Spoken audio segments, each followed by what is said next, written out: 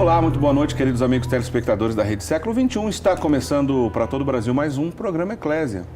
Eu sou o diácono Eric Módulo e nesse horário aqui na Rede Século XXI a gente se acostumou a conversar sobre algum assunto relacionado à doutrina ou à história da Igreja Católica ou outros desdobramentos a partir da doutrina.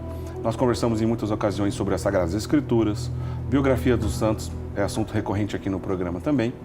E no programa de hoje nós vamos voltar a um assunto, a gente já tratou desse assunto aqui em outras oportunidades no programa Eclésia, mas é um assunto muito importante e é sempre bom quando a gente tem a oportunidade de aprofundar. E a gente tem um especialista nesse assunto, é um estudioso nesse assunto. Estou falando sobre o problema da ideologia de gênero.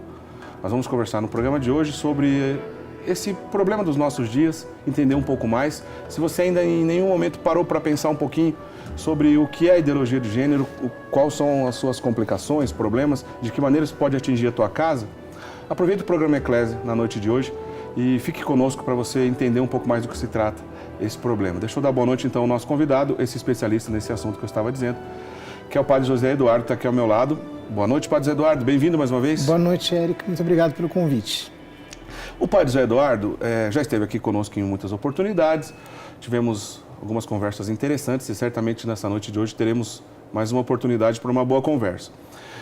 O nome do Padre José Eduardo, se você pesquisar na internet, você vai perceber que em muitas maneiras, palestras, programas de TV, artigos, o senhor já, graças a Deus, ao se especializar nesse assunto, também compartilha esse conhecimento de muitas maneiras. O que a gente quer fazer no programa de hoje é isso, talvez atualizar o que tem de novo nessa discussão. Só para a gente entender, eu gosto sempre de pontuar. Como é que começou o interesse do senhor por esse tipo de assunto que a gente vai discutir hoje, o problema da ideologia de gênero, padre? Começou um pouco por um acaso, porque no ano de 2013 nós estávamos falando sobre o PL 122 na época, depois foi apensado ao projeto do Código Penal e ali aparecia pela primeira vez o tema de gênero, né, num projeto de lei aqui no Brasil. Logo em seguida, o tema foi também arrastado para o Plano Nacional de Educação. Então, a gente teve que estudar e debater o assunto, né? Entendi. Então, daqui a pouco eu queria que o senhor atualizasse para a gente no que diz respeito à educação, no que diz respeito à discussão na educação brasileira, se continua esse perigo. Mas antes, vamos explicar que perigo é esse, né? Como se trata de um assunto relativamente novo, acho que não é difícil de imaginar que alguém possa ter o contato pela primeira vez, o que a gente vai conversar na noite de hoje. Então vamos no conceito da coisa. O que é a ideologia de gênero, padre? A ideologia de gênero é uma nova teoria sobre a identidade humana, segundo a qual, na verdade, não há nenhuma identidade que seja fixa. A identidade seria uma construção variável, instável, totalmente em movimento, né? E que não pode ser definida em termos assim objetivos. É claro que existem diversas abordagens diferentes de apresentar, modos de apresentar a mesma ideia. Certo. Mas, na essência, a ideologia de gênero é uma ideologia que apresenta a identidade humana como variável e como indefinível. A ideologia de gênero é um assunto relacionado apenas à sexualidade humana? Não, não. Inclusive, esse é um equívoco que frequentemente se apresenta. Aqueles que defendem a ideologia de gênero, quando nós vamos às suas fontes, quando nós vamos aos livros, eles mostram que, no fundo, não é possível dizer que haja uma identidade estável e que a ideia de uma identidade estável não passa de uma ficção. Por muitas ocasiões, né, esse assunto vira e mexe, ele aparece de novo, vamos dizer assim, na sociedade, ora pelas redes sociais, ora quando surge algo novo, né, na discussão do cenário político. Eu vou lembrar de um exemplo, aí o senhor me disse se isso tem a ver com essa discussão da ideologia de gênero. Atualmente, a ministra do governo Bolsonaro, há pouco tempo, né, no início do governo Bolsonaro, fez um comentário que foi muito explorado. Estou falando da ministra Damares Alves, quando ela fez uma referência que meninos devem usar azul, meninas devem usar rosa, meninos devem usar azul. Bom, isso foi exaustivamente explorado. Esse tipo de discussão traz à tona alguns vestígios do que a gente vai conversar na noite de hoje. Discutir ideologia de gênero no Brasil acabou sendo motivo de chacota, é uma discussão que está de maneira exageradamente estereotipada no nosso meio? Bom, este é um recurso muito utilizado por ideólogos, né? Então, o que eles fazem? Eles pegam uma discussão um pouco mais séria e acabam tentando liquefazê-la, esvaziá-la em debates desse tipo, né? Então, por exemplo, pegam uma frase da ministra Damares e polarizam toda a discussão em torno dessa frase para caricaturizar o debate. Mas quando nós vamos, de verdade, às fontes mais especializadas no assunto, o que nós percebemos é que, de fato, eles sustentam a ideia de que a identidade humana é totalmente variável, que não há uma identidade estável e que uma identidade que fosse estável seria ela mesma uma ficção. Então, se nós vamos às fontes, essa a ideia, no fundo, que se apresenta. Agora, quando você quer desviar a atenção das pessoas para, digamos, aspectos secundários e até caricatos, então se procede desse modo. Tá certo. Logo de cara, quando a gente se depara com esse assunto, a gente percebe que entre a discussão central, não sei se central, talvez o senhor que é o estudioso do assunto não considere central, mas para um iniciante pode ser uma discussão central, de que se trata de uma desconstrução do ponto de vista da sexualidade humana, que diz respeito a aqueles que defendem essa ideologia vão dizer que a sexualidade humana se trata de justamente uma construção social, que, portanto, a biologia não deve ter um papel tão determinante assim na escolha da sexualidade de cada indivíduo. Isso, quando a gente está discutindo isso, nós estamos discutindo ideologia de gênero? Sob certo aspecto, sim. Quando nós colocamos assim a identidade em termos biologizáveis, né? Essa é uma das reclamações, digamos, dos sustentadores da ideologia de gênero. Quer dizer, eles dizem que nós fazemos uma excessiva biologização da identidade e, portanto, reduzimos a identidade humana à sua manifestação corpórea e, inclusive, em nome dessa manifestação corpórea, justificamos atitudes violentas, agressivas, por exemplo, contra as mulheres, contra os vulneráveis na sociedade. Esse é um modo de apresentar o problema que não apenas tendencioso, mas ele é extremamente forçado, porque você está jogando a questão para os seguintes termos. A identidade, ela é uma extensão da biologia, sim ou não? Quando nós entendemos que a biologia, ela obviamente não resume todos os aspectos da identidade, mas obviamente ela não pode ser desconsiderada. Você não pode passar por cima dela como se ela não existisse ou como se ela fosse um material a ser retoricamente interpretado de qualquer jeito. Então, quando nós vamos para uma discussão um pouco mais atenta do problema, então nós percebemos que existem modos mais equilibrados de tratar a questão sem cair nessas armadilhas retóricas dos ideólogos de gênero. Vamos entender o início dessa história. Como é que tudo isso começou para que a ideia possa ficar mais clara para o nosso telespectador. Isso teve um início, né? Como é que foi esse início, padre? Na verdade, então, o primeiro a tratar do conceito de gênero como se fosse independente do conceito de sexualidade humana, né? A identidade de gênero como se fosse algo aleatório em relação à identidade sexual, foi o Dr. John Money, né? O Dr. John Money, ele fez isso na década de 70, e ele realmente fez uma sistematização um pouco mais, digamos assim, cuidada do assunto. Só que apenas 20 anos depois, na década de 90, precisamente em 1990, a Judith Butler pegou o conceito do Dr. John Money e o trabalhou filosoficamente de modo um pouco mais profundo, né? Ela pegou esse conceito e enxertou na filosofia do Michel Foucault. E desse modo o conceito ficou mais apresentável. Ele estava desgastado, né, até a década de 90, sobretudo por causa dos experimentos mal sucedidos do Dr. Money, né?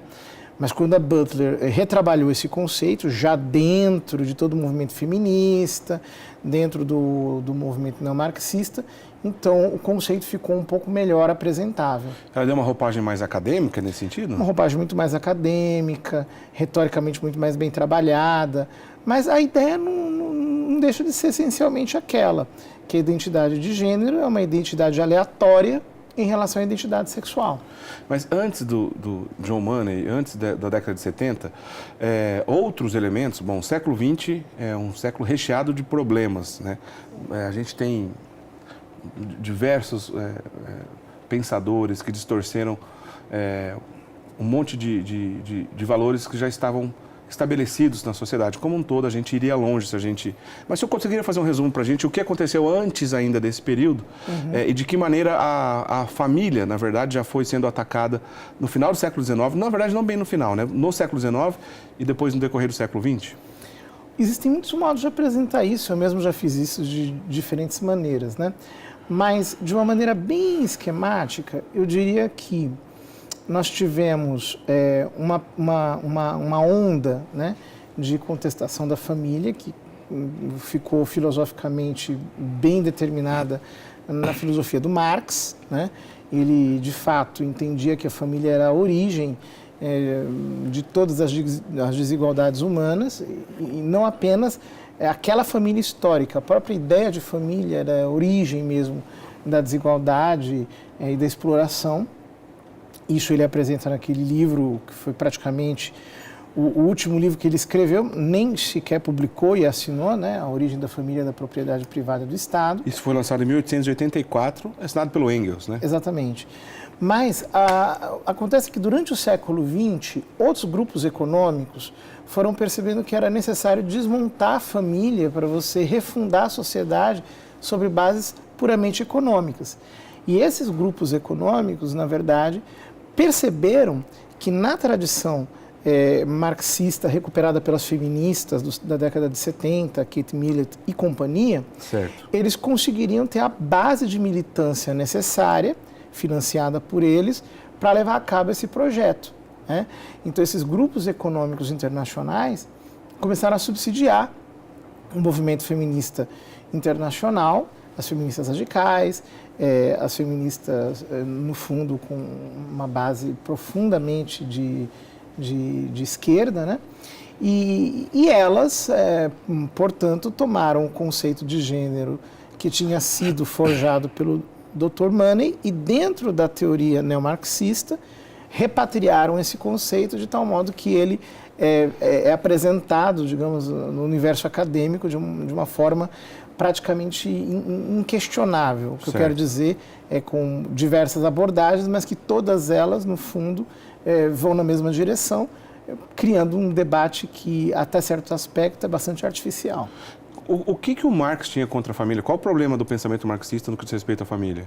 Marx, no livro A Origem da Família e da Propriedade Privada do Estado, sustenta que o patriarcado é a causa de todas as desigualdades humanas. O patriarcado seria, digamos, a ideologia segundo a qual o homem ele tem poder sobre a mulher por causa de sua força física. Então, ele seria, no fundo, a causa, a origem da mentalidade burguesa, do capitalismo e assim por diante. Então, segundo essa tese do Marx, não há como desmontar o capitalismo sem desmontar o patriarcado e, portanto, sem acabar com a família, né?